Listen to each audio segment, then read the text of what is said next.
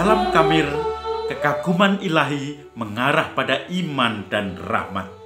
Saudara-saudari yang terkasih, tadi siang saya jalan-jalan dan saya menemukan seorang bapak yang jualan snack dengan kemasan seperti ini. Sebetulnya saya tidak boleh makan snack seperti ini karena goreng-gorengan membuat saya gemuk. Tetapi karena saya melihat bagaimana bapak itu yang kasihan, dia bercucuran keringat, dia mencoba menghidupi keluarganya dengan gorengan ini, dan kemudian keluarganya tergantung padanya. Apalagi setahun masa pandemi, orang yang memulai pembeli berkurang, sehingga bapak tadi harus berjuang. Saya tersentuh. Dan saudara-saudari yang terkasih, hari ini kita memperingati atau merayakan pesta Santo Yosef Pelindung Gereja Semesta. Santo Yosef dalam bacaannya, Injil hari ini bicara tentang bagaimana Santo Yosef ngelus dodo, kecewa karena Yesus tidak ikut pulang. Dia sengaja tinggal di bait Allah tanpa izin, sehingga harus pulang pergi karena ketika sampai di rumah tidak menemukan Yesus yang masih usianya 12 tahun, maka sebagai seorang bapak, Santo Yosef harus kembali lagi untuk mencari Yesus ke bait Allah dan ditemukan di situ. Padahal itu 3 hari perjalanan pulang pergi. Saudara-saudari yang terkasih, mengapa Santo Bapa Fransiskus menulis surat apostoliknya mengajak umat untuk tahun ini khusus merayakan berdevosi pada Santo Yusuf sebagai Bapa dari Gereja Semesta?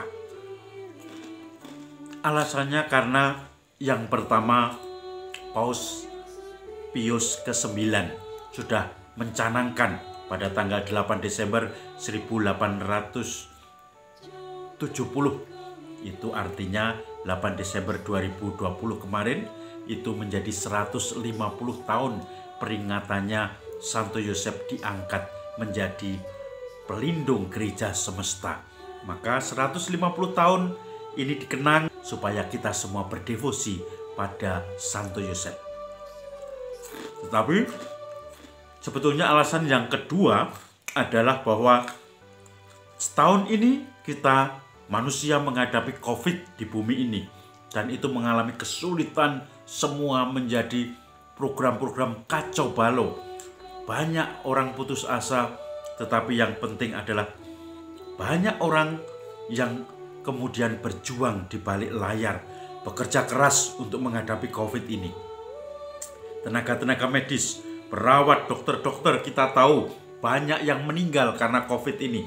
Karena melayani orang lain yang terkena COVID, mereka berkorban sampai menyerahkan nyawanya untuk orang lain.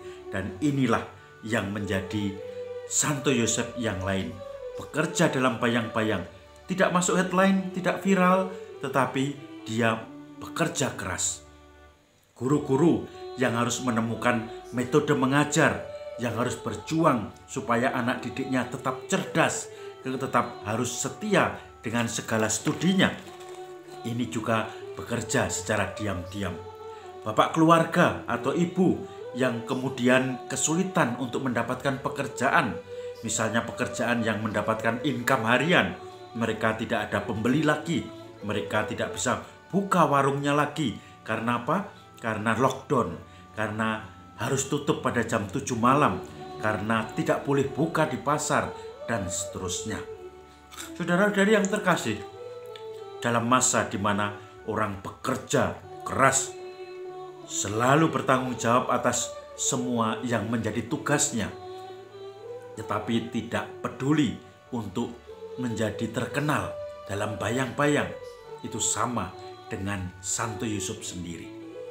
Santo Yusuf sebetulnya mau meninggalkan Maria diam-diam ketika tahu bahwa Maria tunangannya hamil, mengandung, tetapi malaikat memberitahunya.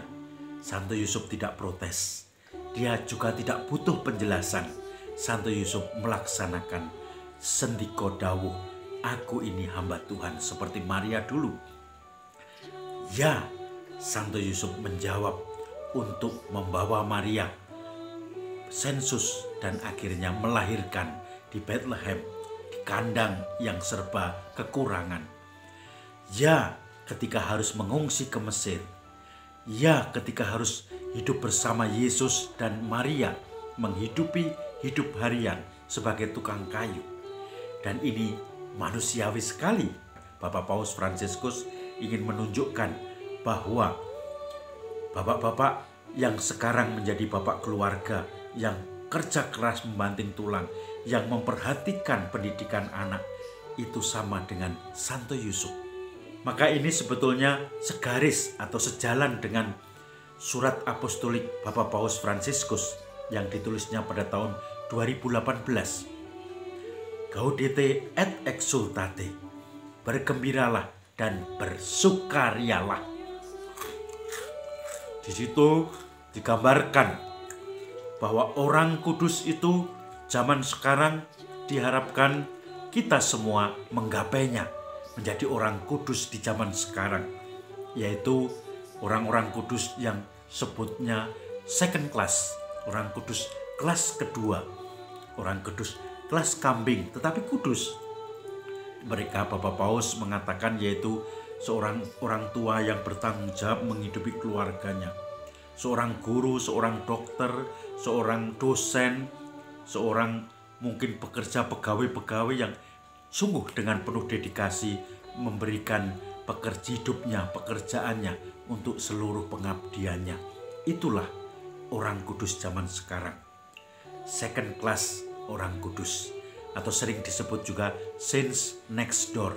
Banyak orang kudus yang menjadi tetangga kita, di sekitar kita, yang hidup lumrah dengan kita. Mereka semua perlu kita hormati karena bertanggung jawab terhadap segala tugas dalam keluarga, dalam relasi, dalam RT RW. Itulah the saints next door. Orang kudus di sekitar rumah kita, di sekitar hidup kita. Saudara-saudari yang terkasih, dalam masa ini Bapak Paus Fransiskus mencanangkan mulai 8 Desember 2020 sampai 8 Desember 2021 merupakan tahun Santo Yusuf, di mana kita semua diharapkan berdevosi pada Santo Yusuf. Karena kita meneladan dalam bayang-bayang, tidak pernah viral, tidak pernah menjadi headline, tetapi sangat menentukan sejarah keselamatan Tuhan, lahirnya Sang Mesias. Maka tidak hanya itu juga, Bapak Paus memberikan kesempatan indulgensi. Kalau kita bisa berdoa untuk devosi pada Santo Yusuf, merenungkan Bapa Kami, kemudian juga kita bisa berdoa rosario. Bagi yang sakit juga bisa mendapatkan indulgensi ketika mempersembahkan sakitnya untuk Tuhan, dan juga mendoakan untuk orang-orang Kristen atau gereja yang dianiaya, itu menjadi atau mendoakan ujub-ujub Bapak Paus. Ini menjadi kesempatan indulgensi bagi orang sakit. Kita juga bisa memintakan indulgensi untuk mereka yang sudah meninggal, saudara-saudari kita, atau untuk kita sendiri, atau untuk mungkin saudara-saudari kita orang lain yang juga masih hidup, pengampunan dosa. Maka silahkan Anda mendalaminya dalam Google untuk indulgensi ini. Anda semua akan mendapatkan pengampunan dari Tuhan, khusus lewat dengan perantaraan Bapa Santo Yusuf sendiri. Maka saudara-saudari yang terkasih, Santo Yusuf yang hidupnya didedikasikan pada misinya, yaitu ketika mulai menjawab ya untuk menjadi bapa bagi sang penebus. Santo Yusuf yang akhirnya juga menerima semuanya dengan ikhlas tanpa minta penjelasan, tetapi dalam diam menerima, mengalami, karena spiritualitas hidupnya adalah Tuhan beserta kita. Aku menemani kamu sampai akhir. Maka dalam tahun Santo Yusuf ini kita teladani Santo Yusuf sampai ke akar-akarnya. Salam Kamir. Kekaguman ilahi mengarah pada iman dan